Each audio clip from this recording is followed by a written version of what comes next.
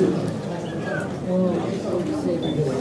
afternoon. I'm Phil Bailey with Maine AllCare. I'd like to welcome members of the legislature who are obviously working very hard this session. I'd also like to welcome, in addition, our allies from the Maine People's Alliance, Maine State Nurses Association, Southern Maine Workers Council, and USAN, the UU Church members, and members of the public. Thank you all for coming. Maine AllCare advocates the establishment of affordable health care coverage for every Maine resident. It almost goes without saying that is not what we have now. I would like to introduce Simone Malin, who will share her experience with the current system. Thank you, Simone.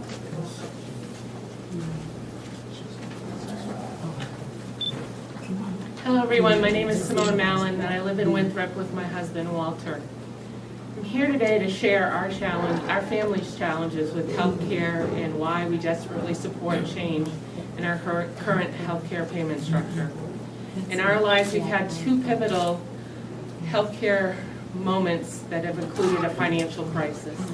In 2013, my husband sustained a brain injury, which rendered him wheelchair-bound and in and out of hospitals and nursing homes and nearly dying multiple times.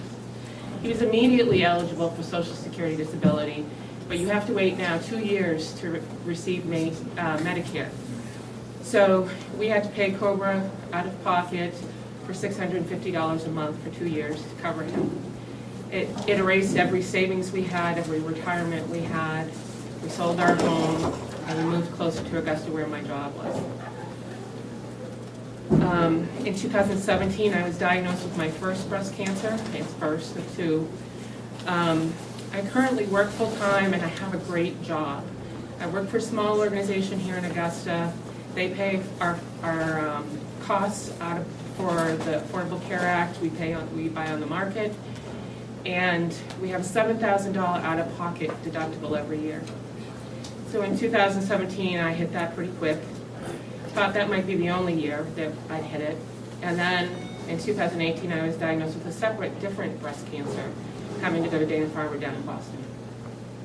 Another $7,000. And I thought this year might be different. And I've had lots of I have diabetes and other things going on that flared up. And I'm soon to hit that $7,000 again this year. So it's $21,000 in 3 years. We could easily go into medical bankruptcy, but we need to buy a home that works for my husband. We're currently renting in Winthrop.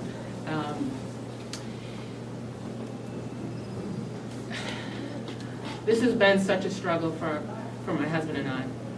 And that's why I'm here today, because it's really important for us to, we've done 3 GoFundMe campaigns to raise funds, but that's not the way we should be supporting people to get health care coverage.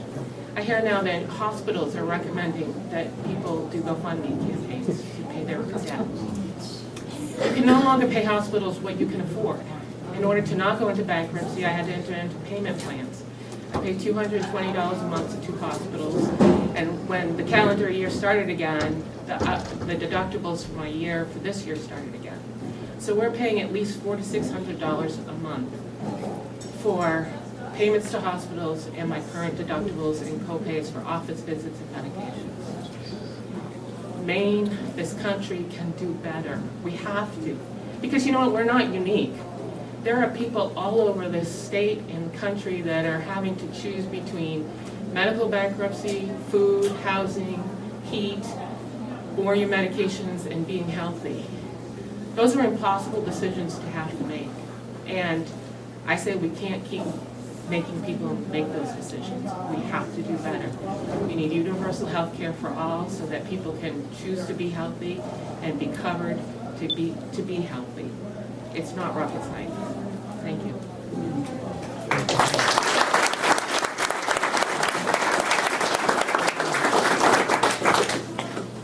And want to introduce Joe Duclos, who just recently retired from a major hospital. Not as a patient. As Good afternoon. I'm Joe Duclos from Shapley. I'm a certified professional coder, and as was said, I retired on April 30th from a major hospital chain. I'm here to speak because I believe every resident of Maine should have health care, and we can do it cheaper and better than what we're doing now. In my job, I had the opportunity to observe the costly overhead that's required to get hospitals and providers paid for services rendered. Commercial insurance companies have their own individual rules, conflicting at times, and it's evident that their default position is to deny claims at the slightest possibility of something that could be negotiated.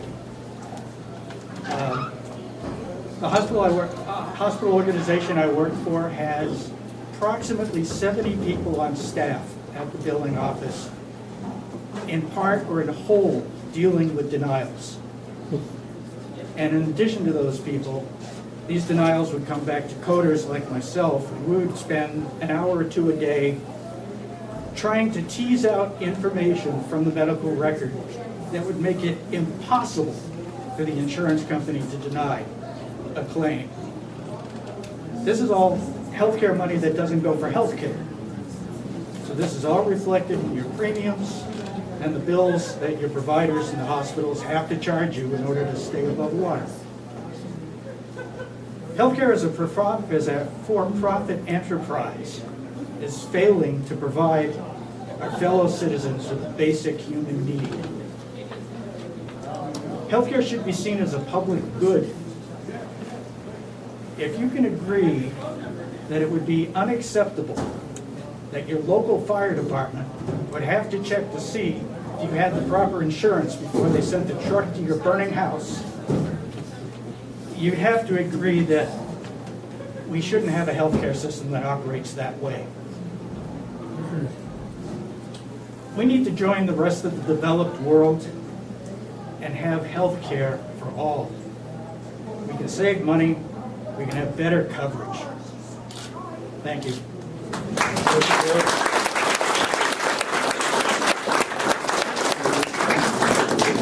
Thank you. And thank you, nurses. Who just came in.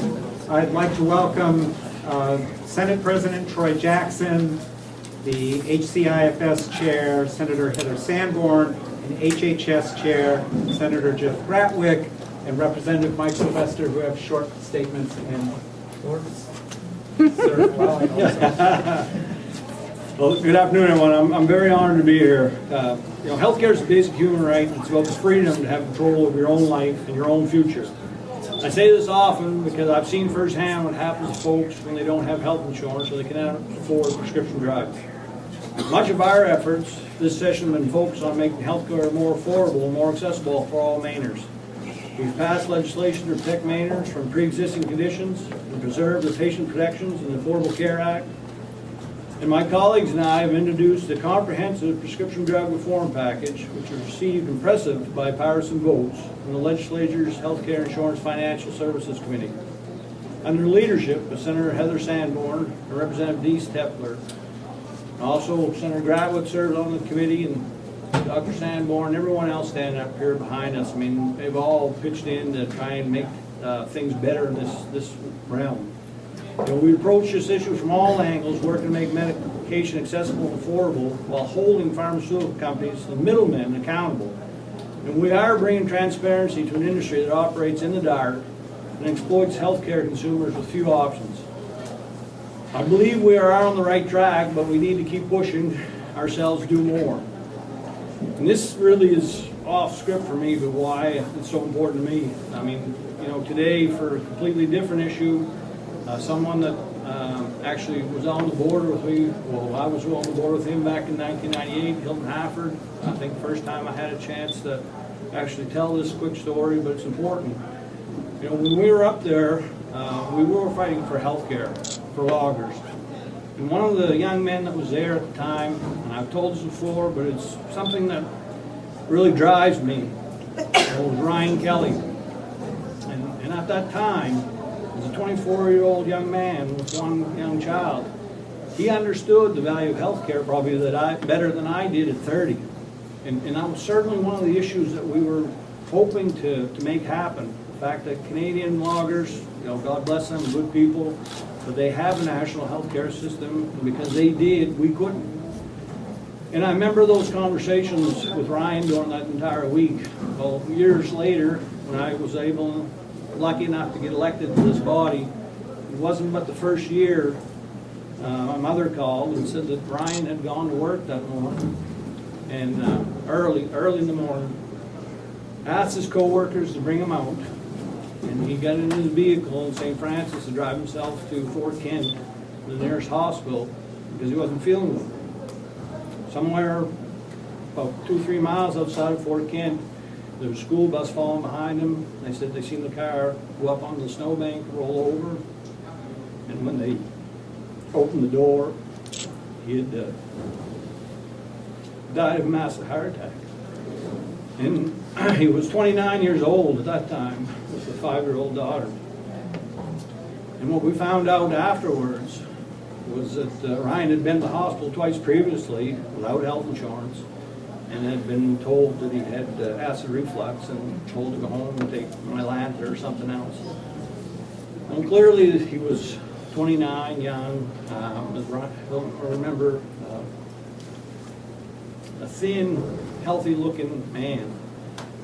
But I'm sure, because he didn't have health insurance, wasn't pursued further. I'm sure of that because I've gone through that very same thing. And what completely infuriates me about the legislature and Congress is that in these buildings, we all talk about health care. We all talk about who is worthy enough to also have health care. And every one of us that are making those decisions have government-sponsored health care. And so when people like that are able to determine who else in this country are worthy enough to have health care, and they don't think that others are, well, ladies and gentlemen, there's a real problem in this country and in this state, and we all should be pissed off about that. So really, this issue is more than anything why I keep coming back time and time again and joining with my colleagues that have worked so hard to make a difference. I know we're not there, but I know that the heart of these people definitely is, and I want to thank you all for spending your time here today, because we all know that there shouldn't be anyone else like Ryan Kelly that makes that long drive by himself. So with that, I'm going to stop.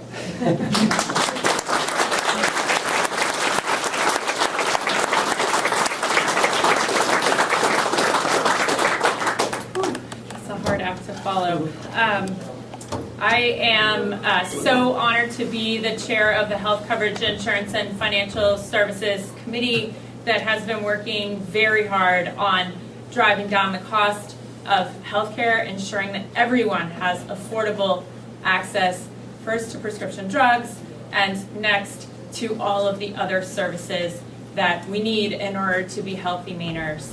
So our committee has been working very, very diligently this year, starting with LD1, which enshrined the protections of the Affordable Care Act into Maine state law, so that no matter what happens in Washington, D.C., those patient protections will be available to Mainers. And then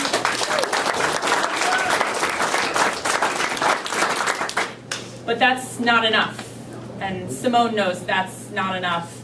And so the next big piece that we have taken up is our prescription drug package, a whole set of bills that try to look at every lever of state power that we can pull on in order to drive down the cost of prescription drugs for Mainers.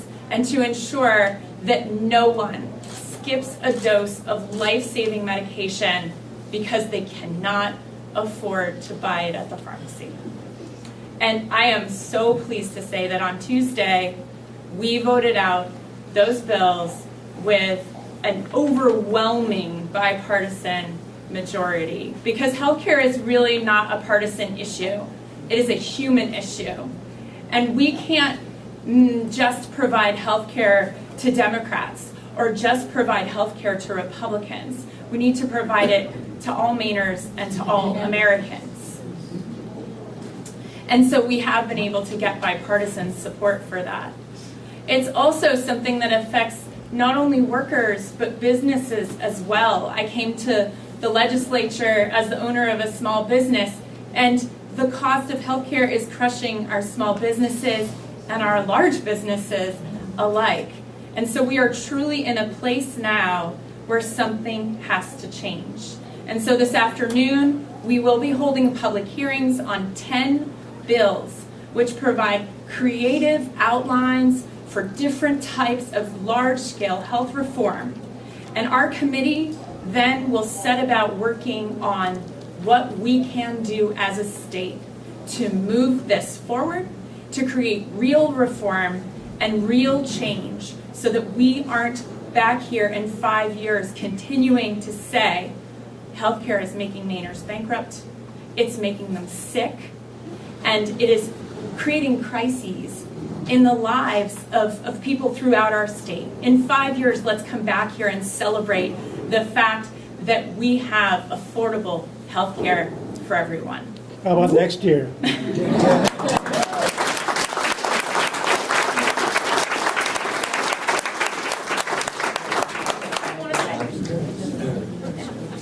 Thanks very much. My name is Jeff Brattrick. I'm a retired physician, chair of the Health and Human Services Committee, and also on the Healthcare Insurance and Financial Services Committee. And I just want to thank everybody for coming here today and really hoping you'll come across the way for the hearing. And my remarks are just very brief, but they involve much more audience participation because we all know that our healthcare system is broken. There ain't no secret about that one. That's the reason we're all here. We see its fractures every day and how it's not serving our people, how the cost is excessive, how the quality is very poor, how it's destroying rural health care, and bankruptcy, both the financial and then I have to say on the Health and Human Services Committee, the emotional impact of having poor health care is devastating. So my question is, after the statement that our health care system has been hijacked, is healthcare a business? So what's your response here other than no? No, absolutely. Is healthcare something where insurance should dictate the outcome? No. This is very good. Should rural areas be starved? Are rural people any less valuable than urban people? No. Are poor people any less valuable than rich people? No. And finally, we can do this all day long, the kids, the elderly, disabled, should they be neglected? No. There's a low growl of a no there. Thank you for your participation. I hope you'll all come across the way, because really the way our system, better or worse, works, Washington, we had a wonderful Washington, it would be great, but there's somebody there, I can never remember his name, who said, whoever knew that healthcare was so complicated, and I think we'll leave it at that. But here, you influence legislatures, and the legislatures can indeed change our system, and that's what we're here for. I'm very delighted with this committee. It's a long slog. Healthcare is indeed a difficult topic, but thank you, and come across the way when we're finished. Thank you.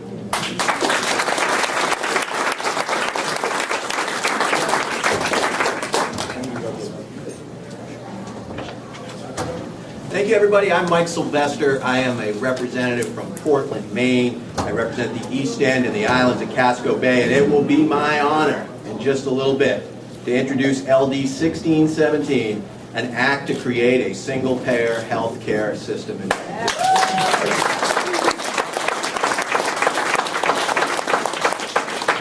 20 years ago, there was a study that said Maine could pass a single-payer system.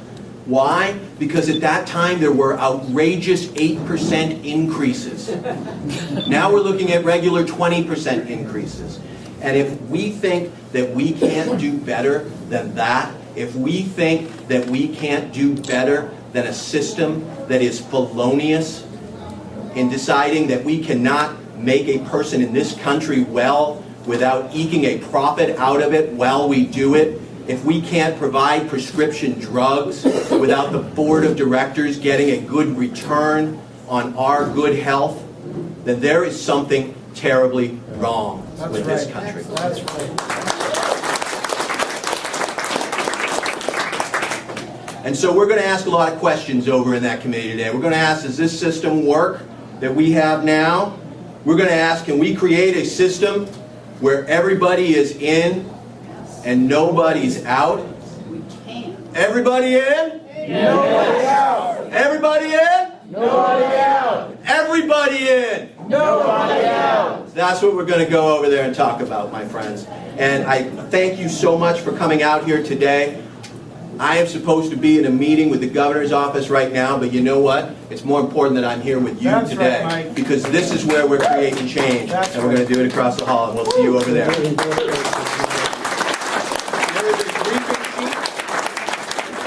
There's a briefing sheet on 1617, and Brother Ricker right over here has it, and I hope you all grab one on the way out. I've got to run. I want to thank everybody for coming. Thank you legislators for showing up. Appreciate it. And I just want to say, just keep in your mind that over the past month, there are at least 10 states that are also considering universal health care bills. Maine is not alone, but Maine is still de rigueur. That's right. Thank you, and see you at the hearing.